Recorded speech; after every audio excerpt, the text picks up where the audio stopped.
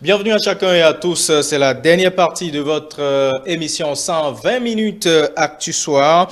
Ce soir, on aborde deux sujets. On va s'intéresser à l'actualité chez le parti Force Cori pour un Bénin émergent.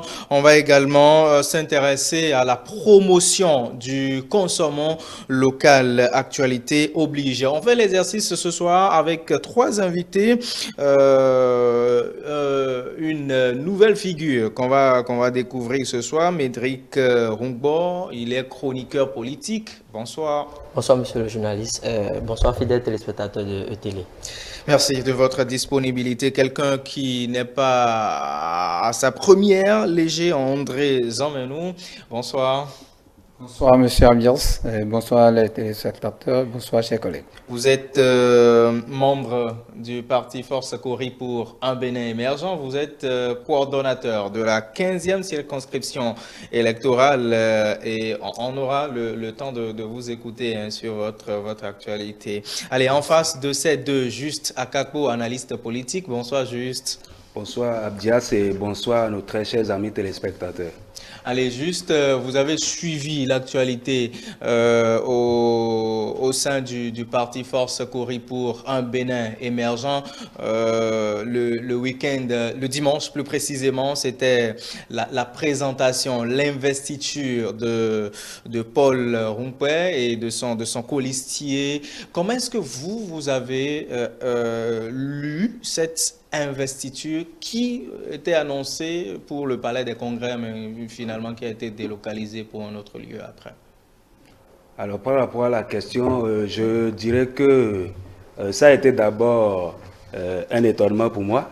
Un étonnement parce que ce qui a été annoncé dès le départ, c'est le fait que ce soit fait à une place d'envergure, à un lieu qui accueille beaucoup plus de monde.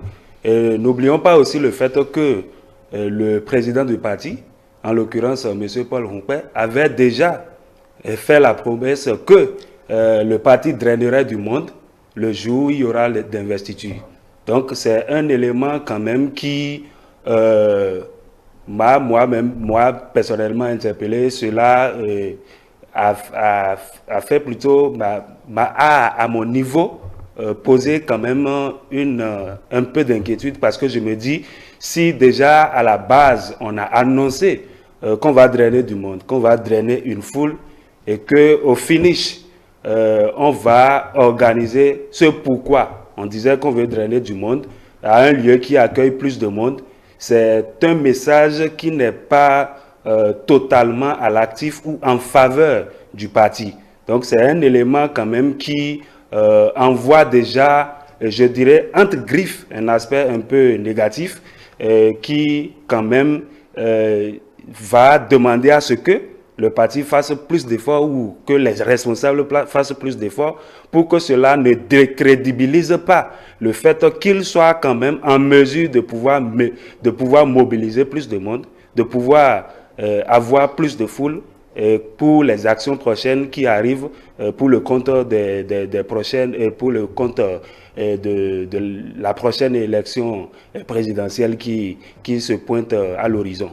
Donc c'est cette toute première lecture que je fais d'abord parce que qu'on le veuille ou pas, là où les choses se lisent beaucoup plus quand on est un acteur politique que quand on est actif sur le champ politique, sur le terrain politique, c'est que l'on puisse d'abord lire qu'on a assez de sympathisants, on a assez de militants, on a beaucoup de personnes qui nous suivent, qui sont avec nous, qui épousent nos idéaux et qui veulent être avec nous, se battre avec nous bec et ongle pour que nous puissions vraiment avoir l'assurance de pouvoir vraiment relever le défi qui n'est rien d'autre que la prochaine élection présidentielle qui se pointe à l'horizon. Allez, Médéric, le parti FCBE n'était pas attendu jusqu'à ce stade. Après, il est arrivé à avoir les parrains comme cela se doit. Après, le parti a investi son duo.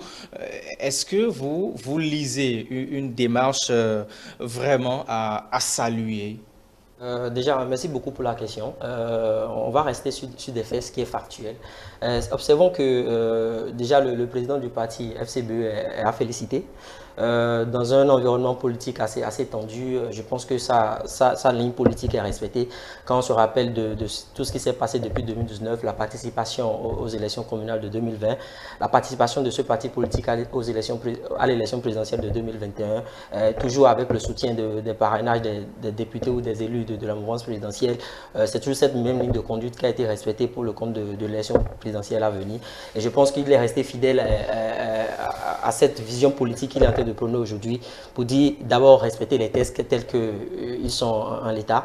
Le plus important, c'est de participer aux élections, de réunir les dispositions qu'il faut pour pouvoir avoir les parrainages et pouvoir mobiliser les personnes pour pouvoir accéder au pouvoir d'État. Je pense que jusque-là, il respecte ses lignes politiques. On pense qu'avec l'investiture de ce duo candidat, on espère les semaines à venir voir le déploiement qui serait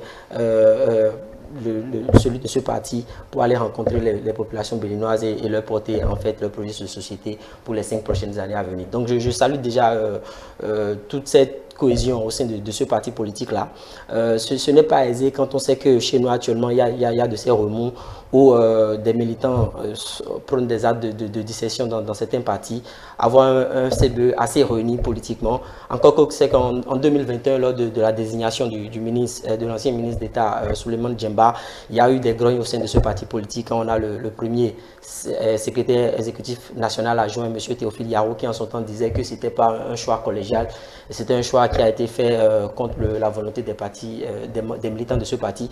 Mais pour le compte de ce duo, il n'y a pas vraiment eu de remous. On pense que tous les militants de ce parti sont en rang, très rangés derrière le président Paul Rompouet. On espère que les Béninois les écouteront dans les semaines à venir et leur accorderont le soutien qu'il faut pour les élections présidentielles à venir. Allez, Léger, vous êtes un acteur central au cœur de cette investiture.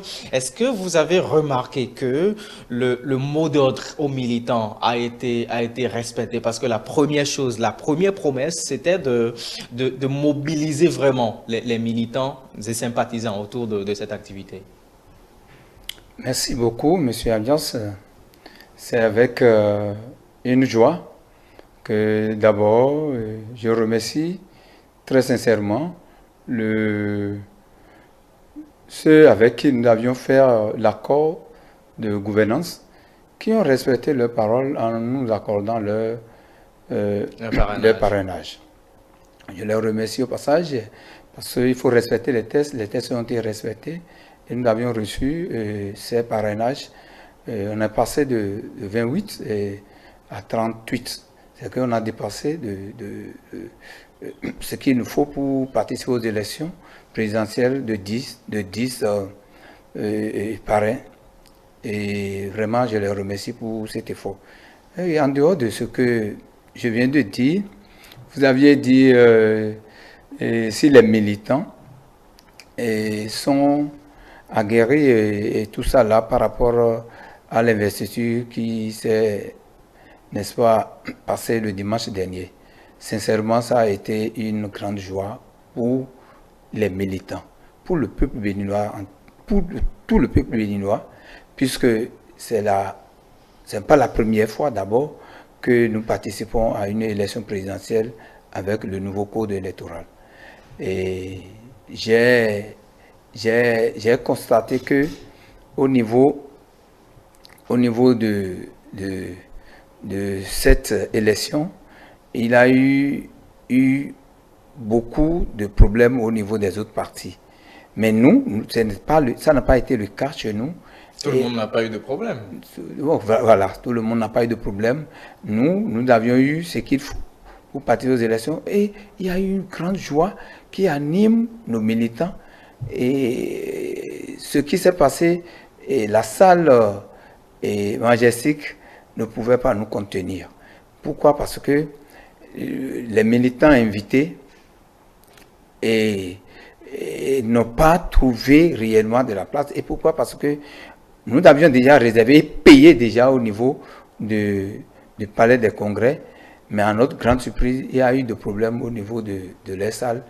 ils ont déploré le problème. Le problème était qu'il y avait un problème de tuyauterie et on ne pouvait pas nous recevoir là. C'est le samedi, dans la soirée, qu'on a été informés, que nous avions été informés et on a déjoué le truc. On ne pouvait plus reporter parce que ça fait il y a 2 fois qu'on a eu à faire des repos. Donc on était obligé de trouver des salles de circonstances pour pouvoir faire notre cérémonie. C'était l'événement. D'accord. Allez, juste, on a suivi Paul Rompouet, très rassuré, très rassurant. Paul Rompouet qui promet même que lorsque le parti accédera au pouvoir, le parti va transformer l'espérance en victoire. Qu'est-ce que ça veut dire concrètement, selon vous? Alors, l'interprétation que je ferai de cela tout de suite, je dois déjà faire part de ce que ce n'est qu'une interprétation qui est de ma propre personne parce que je ne suis pas dans la tête de l'intéressé pour savoir ce qu'il avait derrière la tête en énonçant cela. Donc, ce que je dirais ne serait qu'une interprétation. Donc, pour ma part, je pense qu'il est en train de juste lancer un mot d'ordre. Il est en train de faire une promesse qu'il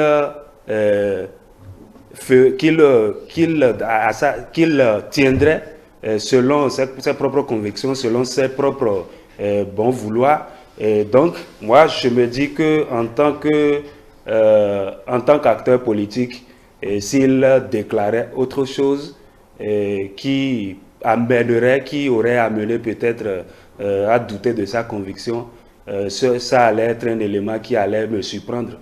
Parce que quand on va dans une bataille électorale, on a le devoir ultime de pouvoir donner l'assurance qu'on veut vraiment aller faire quelque chose de réel. Cependant, ce qu'il y a comme travail fondamental à faire, ce n'est pas seulement dans les paroles, ça va se lire, ça va se transcender dans les actes. Et c'est là que je voudrais déjà, à travers cette aubaine, amener quand même ce parti à voir les quelques pièges qui sont déjà sur le terrain et qui sont en train d'attendre. Il y a encore de pièges. Quand je parle de pièges, c'est en matière de la manière dont les populations vont être convaincues à la base. Parce le tout ne suffit pas de faire des déclarations, mais il faut quand même que sur le terrain, on puisse réellement ressentir cela. Qu'est-ce que je veux dire par là? Lorsque nous faisons un recoupement des différents faits qu'on a déjà eu de par le passé jusqu'à maintenant, de la manière dont le parti a mené ses activités jusqu'à maintenant, moi je puis dire que il y a quand même des éléments qui sont quand même des pièges qui sont en train d'attendre le parti. Qu'est-ce que je vais évoquer par là?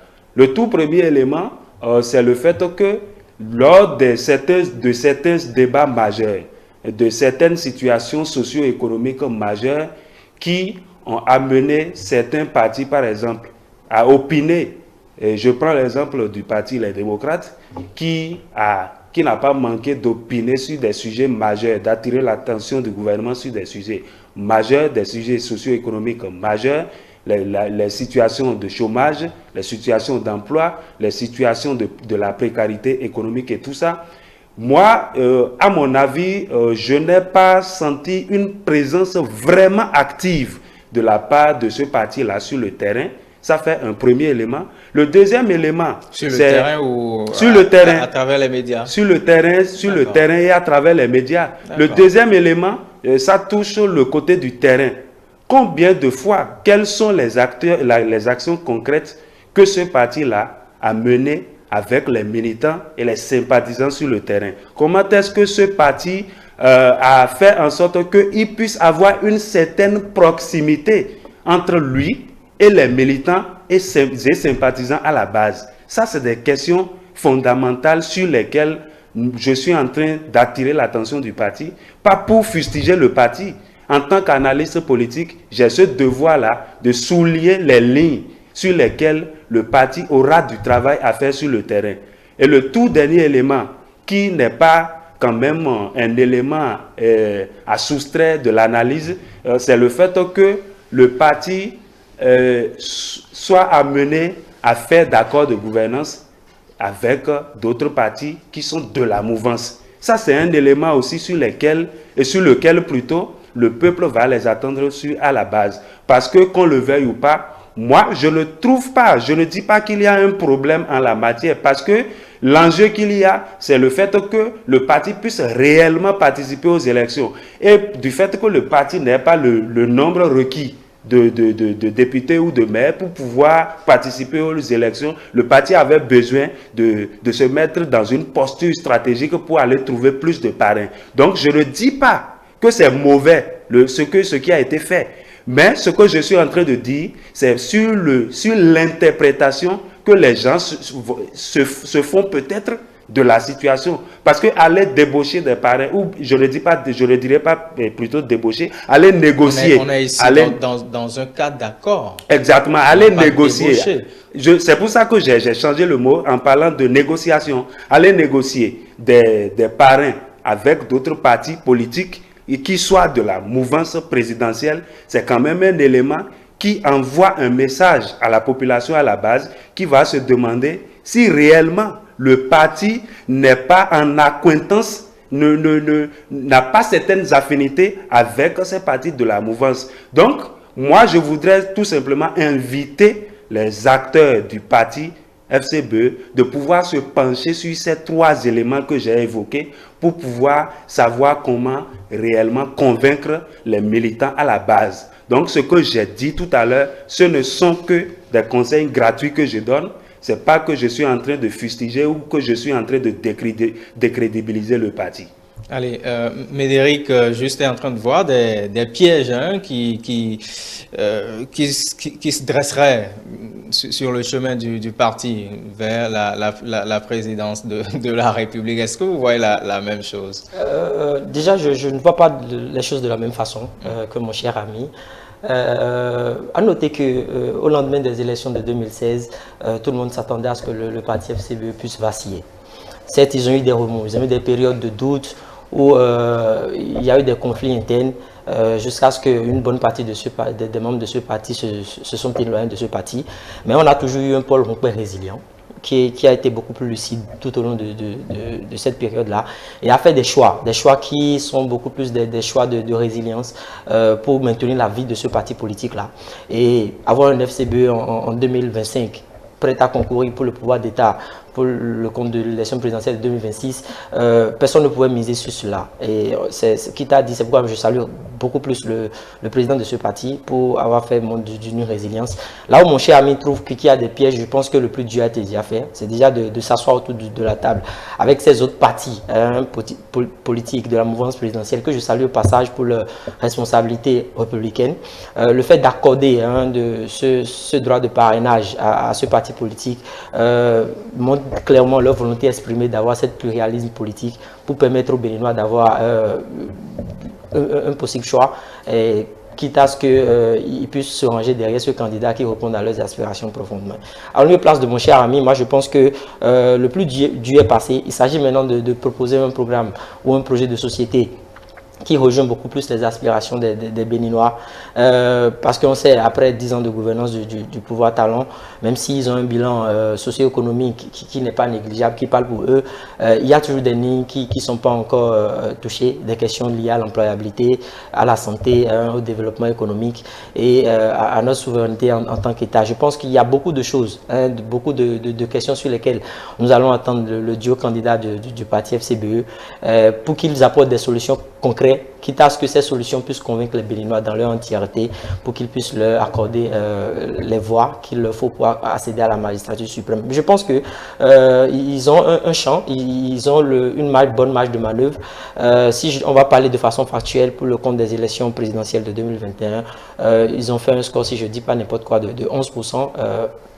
Ce n'est pas mal, un peu plus tôt pour les élections communales de 2020, c'est un score de 14,98%. Donc on se dit ils ont un ancrage national. Ils ont une base qui est un peu partout sur le territoire, quitte à eux de travailler, de redoubler d'efforts, d'aller à l'encontre des Béninois, d'exprimer ce qu'ils pensent de la vie politique nationale, de ce qu'ils proposent comme solution concrète pour enlever les Béninois de tout ce qui est mot qui le mine actuellement. En tout cas, j'ai entendu un Paul Rompé au cours de cette investiture mettre son mandat, hein, s'il était élu, sur le compte de la réconciliation nationale. Je pense qu'on en a forcément besoin, que tous les fils et filles du Bénin puissent s'asseoir autour d'une table et penser réellement au développement de ce pays. Et il a parlé aussi de questions de développement. On sait qu'il y a beaucoup d'efforts qui ont été faits, que ce soit sur tous les plans pendant ces 10 dernières années.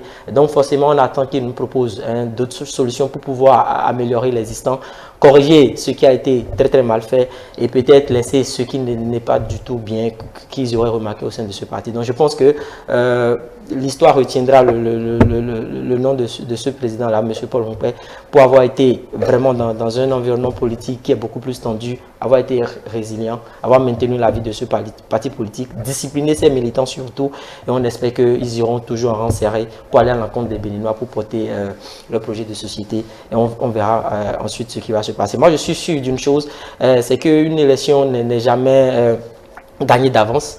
Ils vont éprouver leur dispositif sur le terrain, aller à l'encontre des Béninois, essayer de les convaincre, et peut-être en avril 2026, on fera le point, on verra où est-ce qu'ils en sont vraiment. Monsieur Zanmenou, Médéric le dit si bien, hein, en avril 2026, on fera le point. Pendant que on va vers 2026, juste voir sur votre chemin quelques pièges. Est-ce que vous, de votre côté, vous voyez les mêmes pièges ou vous les avez vus et vous préparez déjà pour que ces pièges ne soient véritablement plus problème au niveau de votre course vers la magistrature suprême? Merci beaucoup, et Monsieur Abias, et je tiens à vous dire que ce n'est pas la première fois que nous obtenons des parrainages au niveau de la mouvance présidentielle. Ce n'est pas nous qui les négocions, c'est plutôt les tests qui l'exigent. Et nous, il faut respecter aussi les tests. Nous n'en avons pas assez pour pouvoir participer aux élections. Mais si vous n'en avez pas, il faut que vous ayez vers ceux qui n'en ont et négocier avec l'accord de gouvernance que nous avions eu à effectuer avec ces différents partis. On a permis quand même d'obtenir aussi des parrainages cette fois-ci encore. Alors, et les autres fois, il faut reconnaître que depuis que la FCBE est créée, il n'y a jamais eu de structure de base. Jamais. Les cellules de base, nous n'en avons pas eu. Aujourd'hui, nous avions installé dans tout le Bénin, dans tous les villages, des cellules de base. Les arrondissements, les cellules au niveau des arrondissements ont été installées. Au niveau des communes, et au niveau des départements, au niveau des institutions, tout est installé et tout fonctionne normalement. Donc, nous n'avons pas de problème, n'est-ce pas, pour participer à cette élection. Vous allez voir les scores. Nous ne pourrons pas, pour les 10% que chaque membre de l'accord doit obtenir. Nous pourrons, n'est-ce pas, pour 20% au niveau de chaque circonscription. Et donc, vous aurez les 20%? Nous tenons faible pour ces 20%. Quelles sont les garanties? Les garanties sont déjà probantes parce que nous avons eu à installer, comme je l'ai dit tout à l'heure, les structures qui sont prêtes à rentrer dans la danse pour que nous fêtons en avril prochain. Et donc en avril prochain, Paul Rompé sera le président de la République du Bénin, c'est ça? C'est notre côte, c'est notre combat pour 2026. D'accord. Allez, avant qu'il soit président, c'est le rêve, hein, du parti. Et nous respectons ce rêve, nous respectons cette ambition. Paul Rompé déclarait dimanche qu'il va transformer l'espérance en victoire. Qu'est-ce que vous êtes en train de cacher? C'est ce qu'il dit, c'est clair. L'espérance en victoire, c'est que ce que nous avions eu à subir depuis que le parti est revenu dans les mains de Sène Paul Rompé, et ce que nous avions eu à subir, nous allons transformer tout ça là, et ça va nous donner des chemins pour évoluer et obtenir la victoire en 2026. Parce que les débats qui vont en encontre du parti, nous les étudions, on s'asseye, on discute sur comment trouver les formules et nous en trouvons les formules et chaque fois que les gens nous attaquent, nous nous insultons pas les gens, mais ils nous insultent chaque fois, mais nous les capitalisons et les exploitons autrement. C'est de ça qu'il parle au fait. D'accord. Donc 2026, en tout cas, c'est notre victoire. 2026, c'est votre année. Ah oui. Et vous en êtes vraiment sûr? Très sûr. Allez, Médéric, 2026, c'est l'année finalement pour Force Cori pour un Bénin émergent avec à la tête Paul Montpé.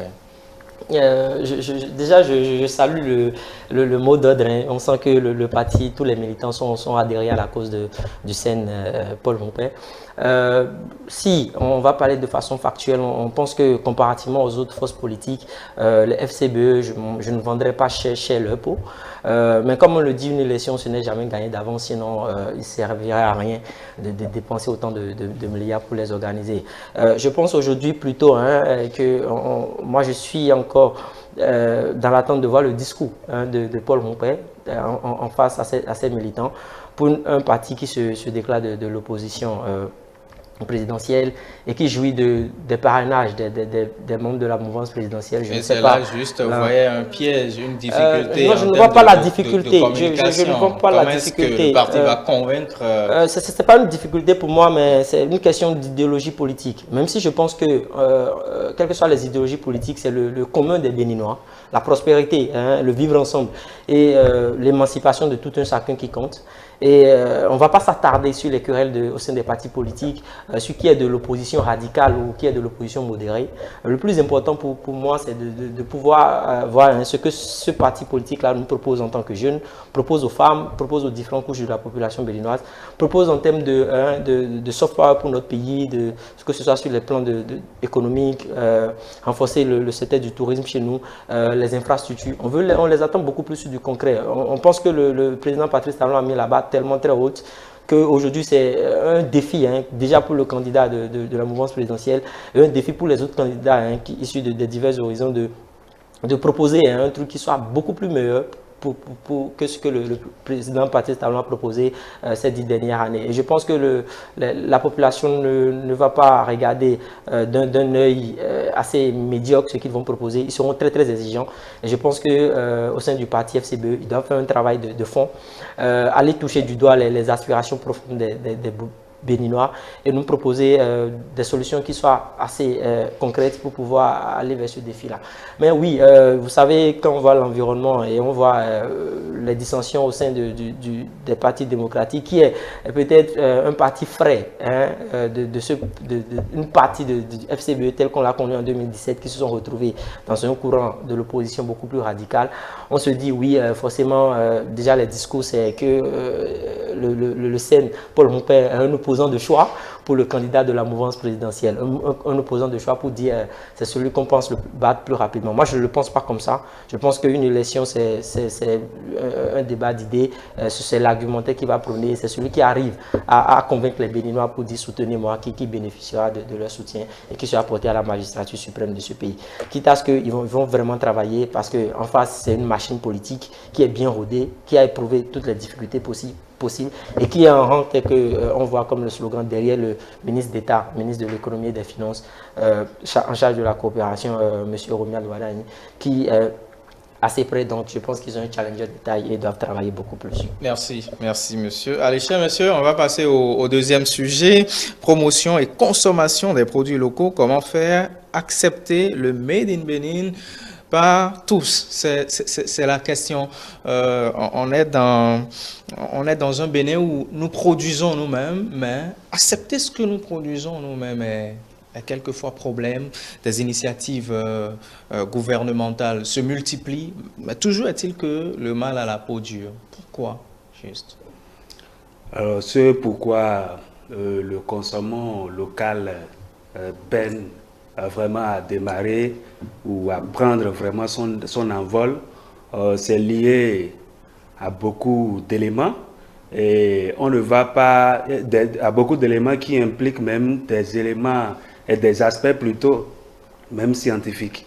Et quand je parle d'aspects scientifiques, il y a les choix en matière d'économie qui sont faits et tout ça.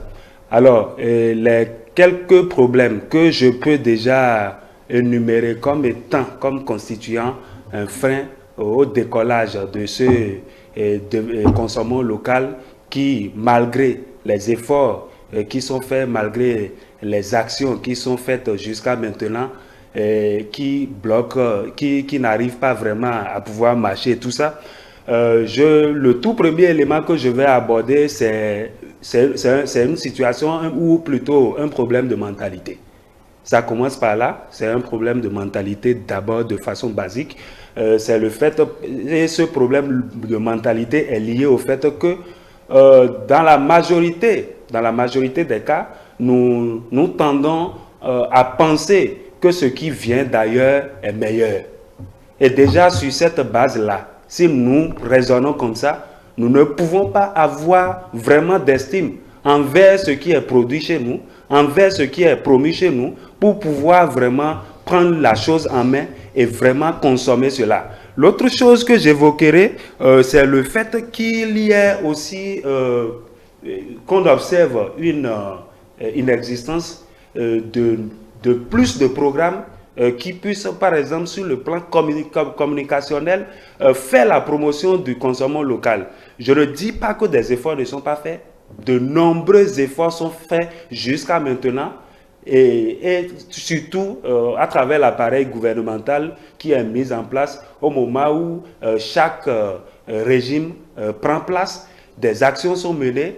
Mais si jusqu'à maintenant ce n'est pas encore ça, il y a un problème lié à la communication, la manière dont on communique autour de nos produits locaux. Parce que jusqu'à maintenant, il n'existe pas encore assez de structures totalement claires qui puissent permettre à ce que nous puissions continuellement et régulièrement afficher sur nos chaînes de télévision et autres là, tout ce que nous produisons localement. La faute c'est à qui? La faute est à nous tous. Moi, je ne pointerai pas du doigt seulement le gouvernement et tout ça, parce que c'est facile de pointer du doigt le gouvernement tant que soi-même on ne fait pas quelque chose dans ce sens-là. Parce que nous-mêmes, les gens qui ne produisent pas, par exemple, combien de fois ils font par exemple la recommandation de ce qui est produit, encore que de façon basique, on ne consomme pas encore assez ce qui est produit chez nous. Et pour qu'on en vienne à ce qu'on dise qu'on communique encore autour de ça ou qu'on recommande cela auprès d'autres personnes. L'autre chose que j'évoquerai aussi, c'est le fait qu'il y ait une cherté au niveau du coût de production. Parce que aujourd'hui, nous allons constater que la majorité des choses qui sont produites plutôt à l'échelle locale, c'est des choses qui sont produites artisanalement.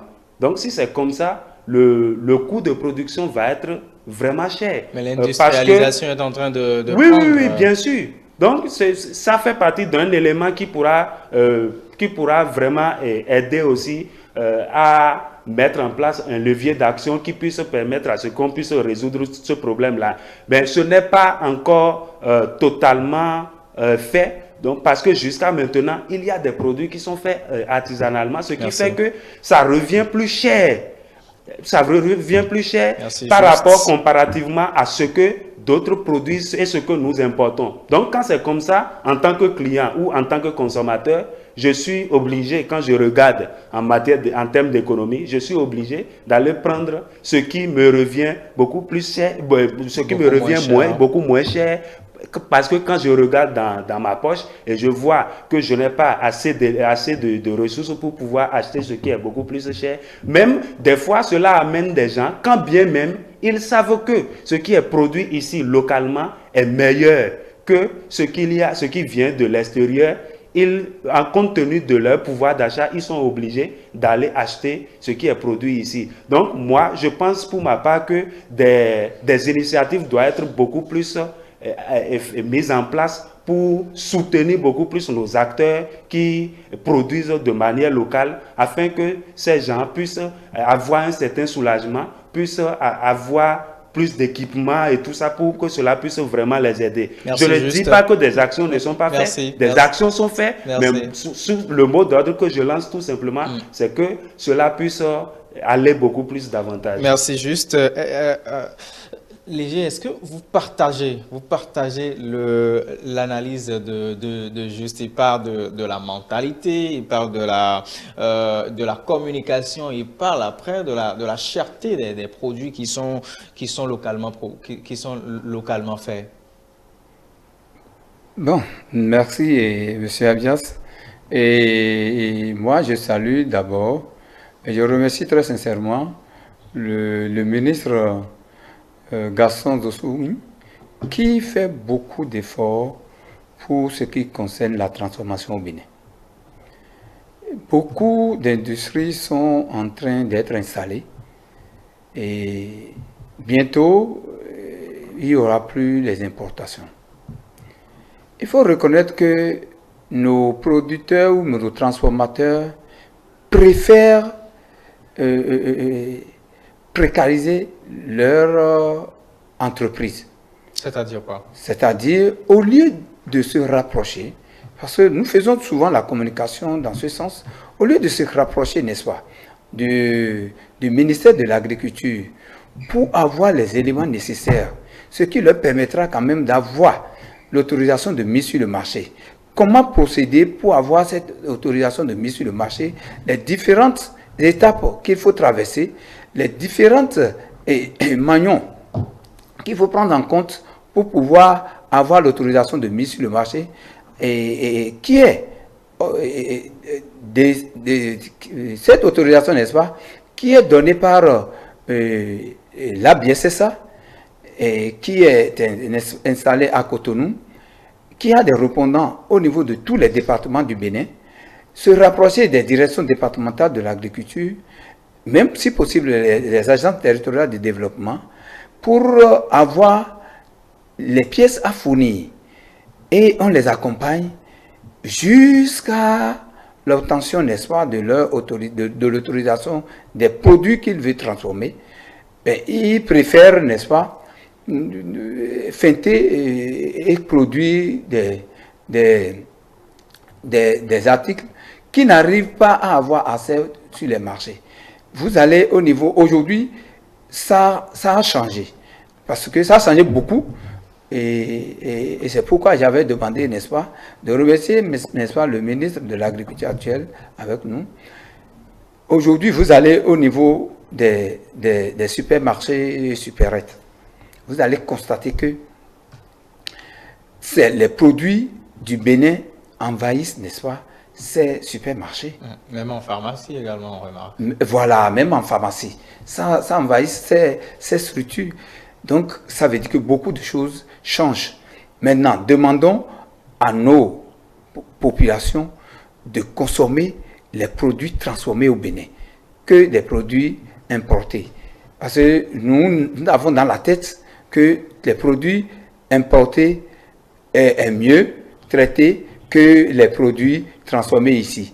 Parfois, on constate que les emballages se détériorent et les gens pensent que le produit, ce qui est à l'intérieur, est aussi n'est pas de mauvaise qualité. Merci. Voilà. Alors que ce n'est pas le cas. Nous corrigeons tout ça là aujourd'hui. Merci. Et vous pouvez aller acheter sans crainte. Merci, Monsieur Zamenou. On va écouter Médéric sur la question. En moins d'une minute, hein, vous nous ferez vraiment le plaisir d'être très court. Ouais, déjà, je salue cette initiative du gouvernement, du chef de l'État, son Excellence, Monsieur le Président Patrice Talon, pour dire que c'est dans la droite ligne de sa politique depuis son avènement en 2016, qui est celui de travailler au développement de la production nationale et à la souveraineté économique. À travers ce mois, c'est de révéler le génie de nos artisans, de nos producteurs agricoles. Quoique il reste des défis forcément à surmonter. Moi, consommateur, je veux un produit qui soit un produit de qualité, un produit qui soit abordable en termes de coût et un produit qui reste dans les standards de production respecte des normes. Et je pense qu'aujourd'hui, dans notre pays, on a des institutions et agences qui s'assurent qu'on ait des produits de qualité, qui respectent des normes d'hygiène et qui respectent la santé du consommateur béninois. Donc aujourd'hui, je pense que nous sommes en train de faire des efforts. Le consommer local ne doit pas simplement être un slogan, ça ne doit pas être un apanage pour le gouvernement, le président et les membres du gouvernement, mais ça doit être la chose déjà la mieux partagée pour déjà les producteurs qui produisent, parce qu'ils doivent produire de qualité pour pouvoir revendiquer après que ces produits soient consommés sur le plan national. Donc je pense que des efforts sont en train d'être faits. Il faut saluer tous les efforts de la chaîne de valeur ajoutée, que ce soit à la production, à la transformation, à la commercialisation et aussi à la normalisation de ces produits. Je pense que tout en revenant à notre génie commun, en nous mettant beaucoup plus au travail, en faisant des lignes de financement pour la recherche et le développement, pour trouver les technologies, les innovations pour nous permettre d'avoir des produits de meilleure qualité, de réaliser des économies d'échelle pour avoir des coûts abordables, ça va permettre aux Béninois d'absorber ces produits pour le bien-être de tout le monde. Donc je pense que les efforts sont en train d'être faits. Merci. Merci à vous tous pour votre disponibilité. Merci à vous qui êtes restés scotchés à vos postes téléviseurs depuis 18 h. Ce numéro de 120 minutes Actu Soir va se refermer, mais nos programmes vont s'enchaîner. Bonsoir.